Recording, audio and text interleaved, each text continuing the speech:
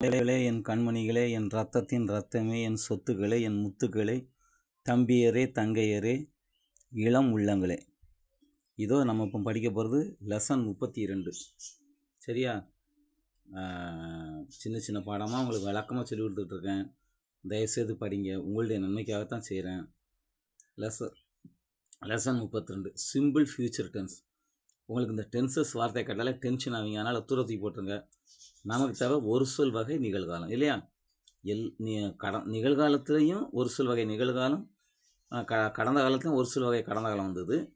இப்போ நம்ம எதிர்காலத்தில் ஒரு சொல் வகை எதிர்காலம் படிக்க போகிறோம். இது நம்ம ஃபியூச்சர் டென்ஸ் படிக்க போகிறோம். எதிர்காலம், அதில் ஃபஸ்ட்டு ஒரு சொல் வகை எதிர்காலம், அப்புறம் வர்றது கொண்டு வகை எதிர்காலம், அப்புறம் வர்றது இருசொல் வகை எதிர்காலம், அதுக்கப்புறம் வர்றது கொண்டே வகை எதிர்காலம். சரி, இப்போ சூத்திரம் என்னது?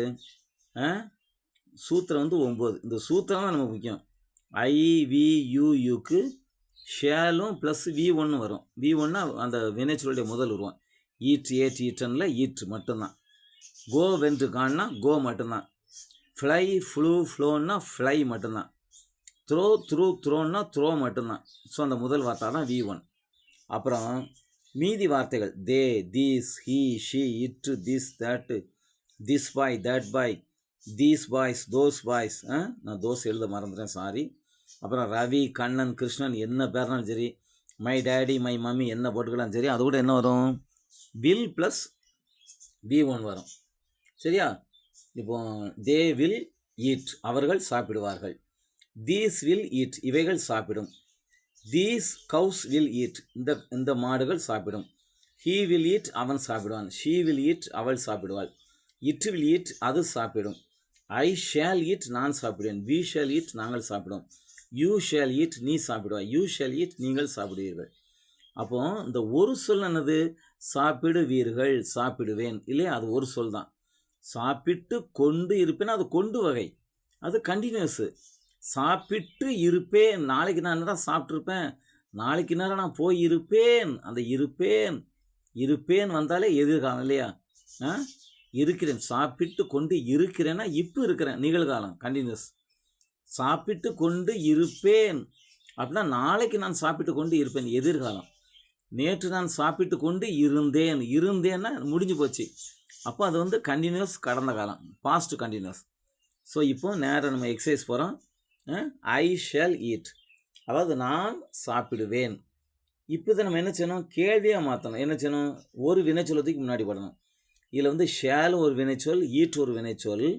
அப்போ இந்த ஷேலுங்கிற வார்த்தை என்ன செய்கிறோம்? முன்னாடி தூக்கி போடுவோம். பாருங்கள், ஷேல் மட்டும் அப்படியே முன்னாடி வருது, ஐயும் ஈட்டும் பின்னாடி போயிருது. ஷேல் ஐ ஈட், நான் சாப்பிடுவேனா? இதுக்கு பதில் எஸ் ஐ ஷேல். அப்படின்னா நான் சாப்பிடுவேன், ஆமாம் நான் சாப்பிடுவேன். நோ ஐ ஷேல் நாட் அப்படின்னு சொல்லலாம். நோ ஐ ஷேண்ட். ஷேண்டுனா SHA N போட்டு மேலே அப்பாஸ்ட்ரஃபி காமா போட்டு T போடணும். ஷேண்ட், ஐ ஓன்ட் மாதிரி, I will not, I won't, இல்லையா? ரெண்டு ஒன்று தான். அதுமாதிரி ஐ ஷேல் நாட், ஐ ஷேண்ட், அது ரெண்டும் ஒன்று தான். சரி, இப்போ இதை நம்ம இன்னும் இந்த ஷேலை ஈட்டுனா நான் சாப்பிடுவேனான்னு போட்டோம். இதுதான் நமக்கு பேசிக். இந்த எஸ்ஆர்னோ கொஸ்டின் தான். இதை வச்சு தான் நம்ம என்னன்னாலும் கேட்கலாம். பாருங்கள், வாட் ஷேல் ஐ ஈட், நான் என்ன சாப்பிடுவேன். வேர் ஷேல் ஐ ஈட், நான் எங்கே சாப்பிடுவேன். ஒய் ஷேல் ஐ ஈட், ஏன் நான் சாப்பிடுவேன். ஹவு ஷேல் ஐ ஈட், நான் எப்படி சாப்பிடுவேன். என் கையில் தான் அடிபட்டிருக்கேன். ஹவு ஷேல் ஐ ஈட், நான் எப்படி சாப்பிடுவேன். How many times shale I eat, எத்தனை முறை நான் சாப்பிடுவேன் அப்படின்னு சொல்லி நீங்கள் ஆட்டுக்கு சும்மா அடிக்கிட்டே போகலாங்க. இங்கிலீஷில் பூந்து விளையாடலாம். அதுமாதிரி பாருங்களேன், இந்த ஷேலுக்கு ஒரு எடுத்துக்காட்டு, வில்லுக்கு ஒரு எடுத்துக்காட்டு. ஹீ வில் ஈட், அவன் சாப்பிடுவான்.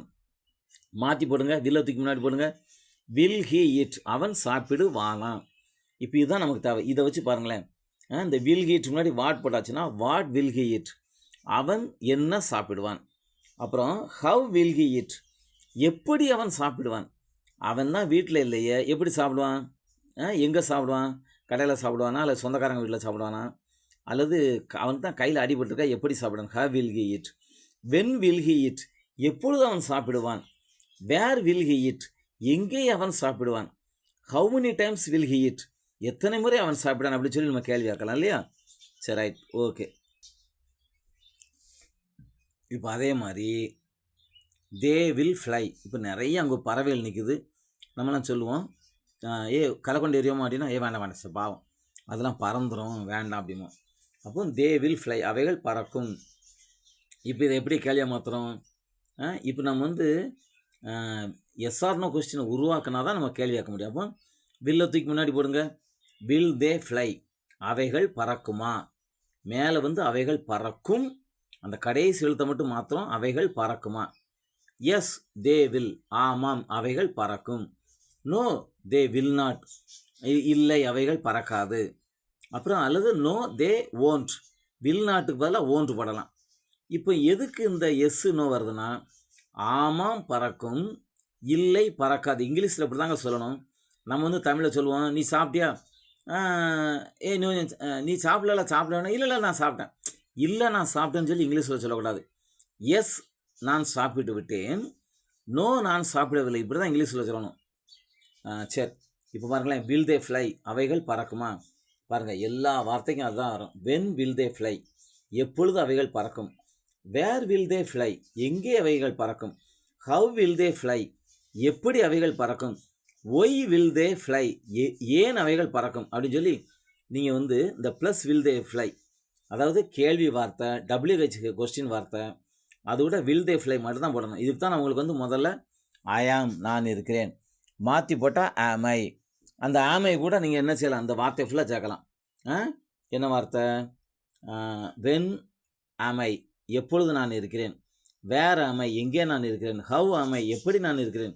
ஒய் ஆமை, ஏன் நான் இருக்கிறேன். அப்படி சொல்லி அந்த எஸ்ஆர்னோ கொஸ்டினை வச்சு தான் நீங்கள் கேள்விகளை அமைக்க முடியும். சரி, இப்போ சொந்தம் ஒன்று அமைக்கணும். என்ன செய்யலாம், என்னுடைய அப்பா மதுரைக்கு போவாரா அப்படின்னு சொல்லி நம்ம வந்து ஒரு கேள்வி ஆக்கணும். நம்ம சொந்தமாக இங்கிலீஷில் பேசணும்னு ஆசைப்படுதோம். அப்போ நம்ம வந்து ஒரு கேள்வி ஆக்கணும். என்ன கேள்வி ஆக்கணும், ஏம்மா நம்ம அப்பா மதுரைக்கு போவாங்களா. அதான் அப்பா அம்மாட்ட போய் என்னுடைய அப்பான்னு சொல்ல முடியாது, நம்ம அப்பான்னு தான் சொல்லுவோம். சரி, நம்ம ஃப்ரெண்டை பேசிகிட்டு இருக்கிறோம், என் அப்பா மதுரைக்கு போவாரா அப்படின்னு சொல்லி கேட்கணும். இதுக்கு நீங்கள் ஃபஸ்ட்டு செய்ய வேண்டிய வார்த்தை, என் அப்பா மதுரைக்கு போவார்னு உங்களுக்கு எழுத தெரியணும். அப்போ போவார் என்றால் என்ன, போவார் என்றால் ஒரு சொல் எதிர்காலம். அப்போ வில் கோ, இந்த போட்டாச்சா வில் கோ. சரி, யார் போவார், சப்ஜெக்ட் யார், அந்த செயலை செய்ய போவது யார், என்னுடைய தந்தை. ஸோ மை டேட், என்னுடைய அப்பா மதுரைக்கு போவார் அப்படின்னா my dad will go to Madurai, மதுரைக்கு என் தந்தை போவார். அப்போ இதில் வந்து வில்லை தூக்கி முன்னாடி போடுங்க. Will my dad go to Madurai, என்னுடைய தந்தை மதுரைக்கு போவாரா. இப்போ கிடைச்சாச்சா, என் அப்பா மதுரைக்கு போவார். அதுக்கு வந்து இங்கிலீஷில் will my dad go to Madurai. அதாவது முதல்ல வாக்கியம் அமைக்கிறோம், my dad will go to Madurai. அதை வந்து எஸ்ஆர்னு கொஸ்டினை மாத்திரம், will my dad go to Madurai, என் தந்தை மதுரைக்கு போவாரா. இதுக்கப்புறம் நீங்கள் என்ன செய்யலாம், பூந்து விளையாடலாம். When will my dad go to Madurai, எப்பொழுது என்னுடைய தந்தை மதுரைக்கு போவார், ராத்திரியா காலையா அப்படிங்கிற மாதிரி. Where will my dad go to Madurai, மதுரைக்கு எங்கே என்னுடைய தந்தை போவார். ஏன்னா மதுரை வந்து பெரிய ஊர். மதுரைக்கு எங்கே என்னுடைய அப்பா போவார், திருப்பரங்குன்றம் போவாரா, அல்லது காளவாசல் போவாரா, அல்லது சமயபுரம் போவாரா, அல்லது பழங்கநத்தம் போவாரா. அந்த அர்த்தத்தில் நம்ம கேட்குறது தான் where will my dad go to Madurai. அப்புறம் why will my dad go to Madurai, என்னுடைய அப்பா ஏன் மதுரைக்கு போவார். சரியா, how will my dad go to Madurai. அப்போ இந்த வில் மை டேடை வச்சு தான் நீங்கள் வந்து எல்லா கேள்வியும் உருவாக்க முடியும். சரி, இப்போ கடைசி உங்களுக்கு ஒரு வார்த்தை, நான் சொல்வது என்னவென்று உங்களுக்கு இப்போது புரியாது, பின்னரே விளங்கும். நீங்கள் பரீட்சைகாலில் போய் உட்காந்துருக்கும்போது அந்த கேள்வித்தாள் கொஸ்டின் பேப்பரை பார்க்கும்போது அங்கே டிட்டு வந்திருக்கா, வில்லு வந்திருக்கா, அல்லது டூ வந்திருக்கா, டஸ் வந்திருக்கா, இதெல்லாம் நீங்கள் பார்க்கும்போது ஆஹா ஃபாதர் வந்து சொல்லி கொடுத்தாங்களே, டஸ்ஸும் டூ வந்தால் நிகழ்காலம், இஸ் ஆம் ஆர் வி ஃபார் வந்தால் கண்டினியூஸ் ப்ரெசன்ட் கண்டினியூஸ், வாஸ்வர் வந்தால் கடந்த காலம் அப்படின்னு சொல்லி நீங்களே என்ன செஞ்சிடலாம்.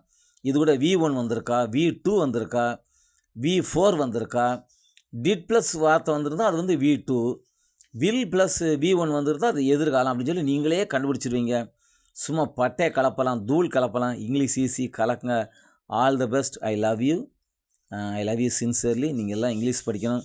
இங்கிலீஷ் மீடியம் தமிழ்நாட்டை விட்டு தூர போகணும். ஆனால் எல்லாத்துக்கும் இங்கிலீஷ் தெரியணும், அதுதான் என்னுடைய ஆசை. நான் தமிழ் மீடியத்தில் படித்த ஆளுங்க, இன்றைக்கி இங்கிலீஷில் சும்மா பொழந்து கட்டிக்கிட்டு இருக்கேன்ல. பார்த்தீங்களா, என்னை விட யாராவது ஈஸியாக இங்கிலீஷ் நடத்த முடியுமா, முடியாது. சேலஞ்ச். ஒரு 3ஆம் கிளாஸ் பையனை கொண்டாந்து என்கிட்ட ஒப்படைங்க, ஒரு வாரத்தில் நான் இங்கிலீஷ் பேச வைக்கிறேன். ஒரு 2ஆம் கிளாஸ் பையனை கொண்டாந்து என்கிட்ட விடுங்க, நான் ஒரு வாரத்தில் இங்கிலீஷ் பேச வைக்கிறேன். This is my open challenge. So நீங்கள் பயப்படாதீங்க, உங்களுக்கு நான் இங்கிலீஷ் சொல்லித்தர ரெடியாக இருக்கிறேன், தயாராக இருக்கிறேன். எனி டைம், எப்பொழுதும் நான் தயாராக இருக்கேன். Any time I am ready. பாருங்களேன், ஐ ஆம் நான் இருக்கிறேன். ஐ எம் ரெடி அப்படின்னா நான் தயாராக இருக்கிறேன். ஐ am ready to teach you, நான் உங்களுக்கு பாடம் நடத்துவதற்கு தயாராக இருக்கிறேன்.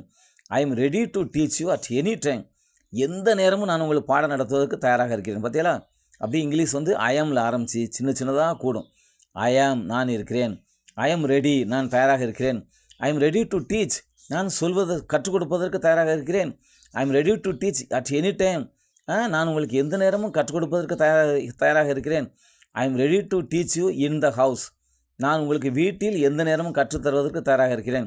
ஐ am ready to teach you in the school, நான் பள்ளிக்கூடத்தில் கற்றுத்தருவதற்கு தயாராக இருக்கிறேன். அட் எனி டைம், எந்த நேரமும். I am ready to teach you with your friend at any time in the house or in the school or in the bus stand அப்படின்னு சொல்லி சும்மா வாக்கியத்தை இழுத்துக்கிட்டே போனேன்னா, என்னடா இழுவ மேட்ருக்கு வாடான்னு சொல்லுவாங்க இல்லையா, அந்த மாதிரி திருத்துற வாத்தியார் அசந்து போய் அம்மா என்ன அழகா சொந்தமாளி இருக்கான், இப்படி பிள்ளைக்கு நம்ம மார்க் குறைய போடலாமான்னு சொல்லி உங்களுக்கு 100க்கு 110 மார்க் போடுவார். இது நடக்கும், இது நடக்கும். All the best. I love you. Bye.